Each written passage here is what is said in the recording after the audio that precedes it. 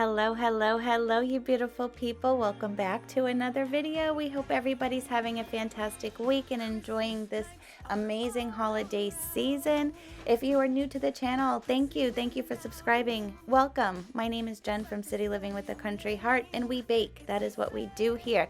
And today we are making my firstborn, my baby girl, her 5th birthday cake. Her 5th Hello Kitty birthday cake.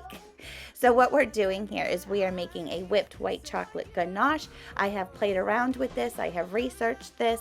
What makes the best white chocolate ganache? It is the cocoa butter content that is in the white chocolate that you are using. Here I used a mid-grain. I used Ghirardelli and Lindt. Hi! I do know if I used a more premium, we're talking in the $100 range, I'm sure it would have come out, exquisite. But let me tell you, this came out delicious.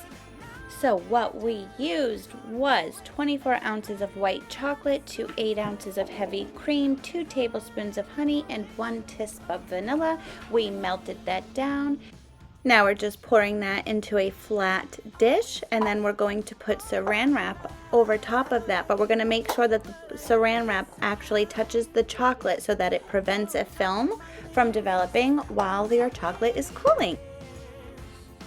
Oh, look at that face. Isn't it just so precious? So here we are, we're doing our mom hack. I really enjoy this. It helps me prep ahead. It also helps me contain the mess of little hands that love experimenting with everything.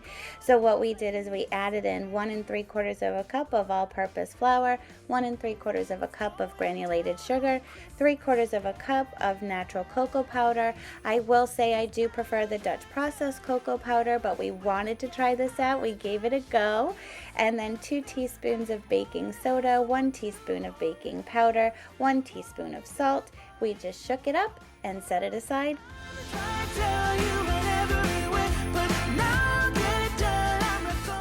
And we are making homemade buttermilk. I don't use buttermilk very often, and I just can't see myself buying it when I don't use it. So we're just taking 1 cup of milk to 2 teaspoons of fresh lemon juice and making homemade buttermilk.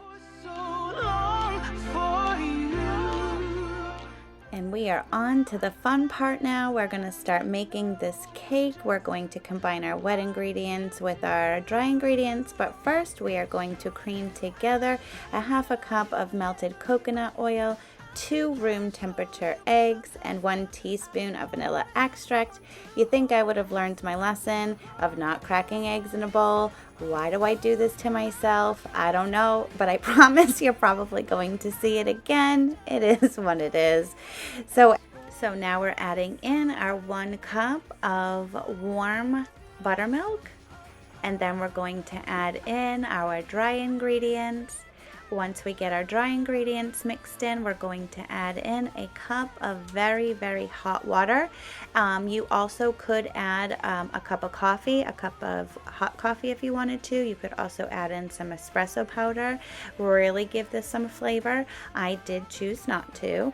And then you're going to divide the batter into 2 cake pans, put it into the oven at 350 degrees and bake for 23 to 26 minutes. I do believe my recipe took the full 26 minutes into the oven, and then here they are cooling. Totally had to have a piece of it, and it was delicious, but definitely missed that Dutch process. Here we are making royal icing. I know that there are many and multiple different recipes for royal icing. The one we preferred to use was 1 pound of powdered sugar, 3 pasteurized egg whites, and the egg whites do have to be pasteurized just to prevent any foodborne illnesses, and 1 teaspoon of fresh lemon juice.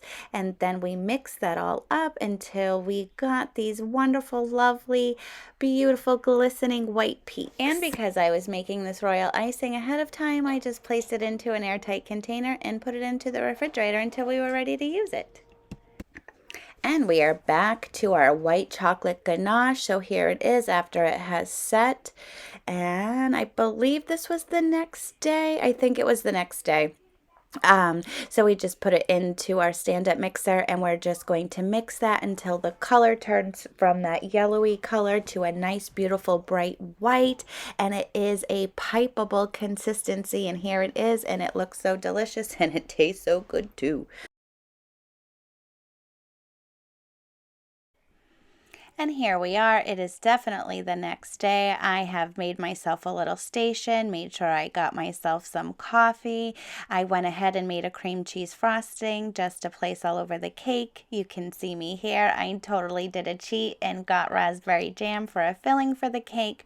Totally recommend doing sugar-free. This one that I'm using here was not sugar-free, and it really was too sweet. So if you're going to take this hack, I definitely recommend using a sugar-free jam, any one of your choice. Wish I had the time, so it's not entirely from scratch, but that's okay. Then I went ahead and I made a stencil for the cake, drew the Hello Kitty face on top, and then just did the best I could decorating. I am not the best cake decorator, but I really gave this my all, and she really, really enjoyed it, and that's really all that matters. So with that said, folks, I really hope that you enjoyed this video. We really enjoyed spending time with you and sharing this cake making experience with you. We hope that you found some value here, and we are also hoping that you are enjoying this wonderful holiday season. Definitely hit that subscribe button, like, turn your notifications on, and we'll see you on the next one, friends. Bye.